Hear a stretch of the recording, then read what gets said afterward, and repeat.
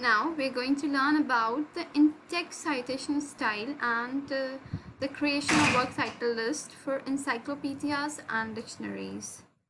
So let's begin.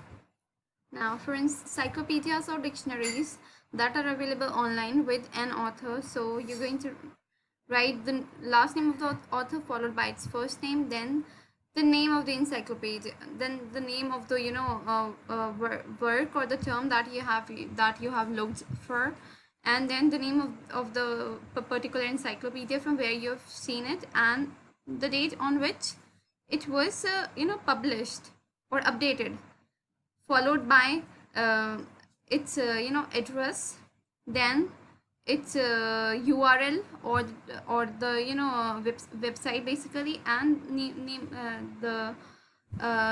name of the date on which you accessed it. Whereas in text citation, you're just going to write the last name of the author who wrote about that. Now if we talk about an encyclopedia or a dictionary that is available online but without an author, then we might be having the name of that particular work that we are referring to, so we're just going to write the name of that particular work, whereas the remaining portion of citation remains the same as of the previous one. Now if we talk about encyclopedia or dictionary in a printed form with an author, so here we are giving the source or the location. Here we have given the when it was published, in which volume, and the page number we have given that, and the last name of the author, and followed by the page number on which you looked upon it. Why we have used edited by this particular person? Because it has an editor, and we have already read that in books also, in when we were learning to refer about books, that if we have an editor, then we have to write the name of the editor after this. But now here, encyclopedia of philosophy edited by this is the name, so we are going to write that. Now if we have an encyclopedia or a dictionary without an author, then the name of the work that we are looking for and the page number, the remaining everything remains the same. Now if we talk about the articles, the way how should we cite the articles. So for the in-text citation, it is the last name of the author, and then again the last name of the second author followed by the page number, because this particular work has two authors. This is the name of that work, aquatic instructors beliefs towards inclusion. This is the particular name, and in this particular journal it was published, that had this volume and number second, and the year when it was published, and on which on pages it is available. So this is the pattern, just not for a printed one, but for even for an online version also. But what extra happens in the online version, we have to include the name, the address, the URL or the DOI number, and the date of the access, like we are doing it here.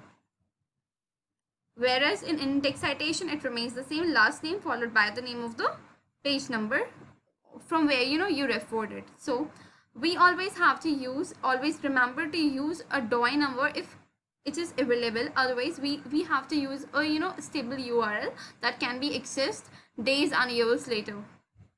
Now article, if an article is published in a journal from a library data source with a document number, so here we are going to write the document number here, exist, and then whereas because it has multiple authors, so last name of the first author followed by ETAL dot the year of the publication. So whenever possible we have to cite the DOI, and before mentioning the document number or the address of the document, we have to write DOI. Please note this down, we have to write DOI before that instead of a URL. Now if an article is published in a journal on the internet, so again the same pattern, name of the author, name of the article, then of the journal, journal's name has to be in italics, whereas this has to be in inverted commas, then all the complete information followed by the address. It is the URL, then the date of access. Whereas in in-text citation, we are going to write the last name followed by the page number on which we found that or from where we referred it. Now, if we talk about the magazine article from a library database, then how we are going to refer it? The last name followed by the first name, and then this is the name of the article, name of the magazine, volume, all these things, followed by its address and access. This is how we're going to create the works cited list. Whereas in the in-text citation, that means within your document you're going to use the last name of the author followed by the page number. So it is quite simple, it's not that hard. Now, magazine or article available on the internet, so this is the name, but since it does not have a page number, so in the in-text citation we are not going to write any page number, which is completely acceptable because we don't have a page number. But in the works cited list that we're going to mention at the back, we are going to mention the address and the date access, so it increases the authenticity of our work. Now, for magazine articles that are in print form, last name of the author and the page number.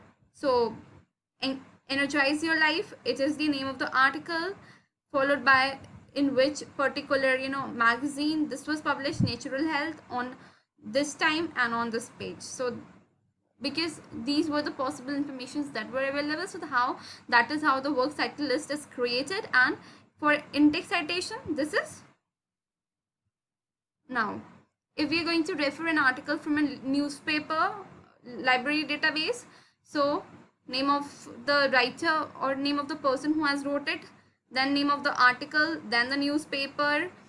This is the Vancouver Sun newspaper, that's why it is in italics. Then the date on which it was published, on which page number, then from where it was accessed and on which date it was accessed. Whereas in in-text citation, we're just going to write the last name of the writer followed by the page number on which you got that particular news. In the same way, if we have an article from the internet without any page number, so we're just going to write the first name and remaining everything is just the same. Now, in the print form, if we are going to refer something from the print form, the pattern would be same, but here because we don't have a URL or a DOI number, so we are not going to mention that, but we have mentioned the page number, date, everything. Now, if we have a newspaper article without any author, so as we've just learned, if we don't have any if we don't have any author for a particular work, we try to shorten that particular title of the article. Like in this particular example, we have shortened the name of the title of that particular article, Oval Distinguished for Innovative Design. So we have shortened it to Oval Distinguished followed by, in inverted commas, followed by the page number. So that's how we do it. Now, if we talk about the citation style used in websites, used for websites, so how we're going to do that? So if we are referring to some material from the website, so we have to give its URL without HTTP or HTTPS. We have to remember that in the works title list we don't use this. Now, this is the name of the person who has written this particular article, okay, on NPR on this date, and this is the address of that URL of NPR's websites. Now, that we accessed on 21st November. Now, in text citation, we are just going to write the last name because we don't have any page number or any other information is not written there. Now, whereas for the other document, or for the for other article, Velki Katie has written this particular article for this foundation on this date, and this is the address, okay, that we accessed on this date. So this is how we created the works cited list. Whereas in in-text citation, we only wrote Velki because there is no page number or there is no number. The same occurs when we don't have any author, so we just try to shorten the title. So we shorten it to 4 May, and that's it. In the same way, if we are referring to Wikipedia articles, so they have a particular name, then followed by Wikipedia, on which date it was published, then the address, and then on which date we accessed it. So we're just going to write hypnosis now. And for the blog post, the name of the person who has written that, what was the name of that particular post, name of the blog, then followed by the date on which it was published, and the address of the blog, and on which date you accessed it.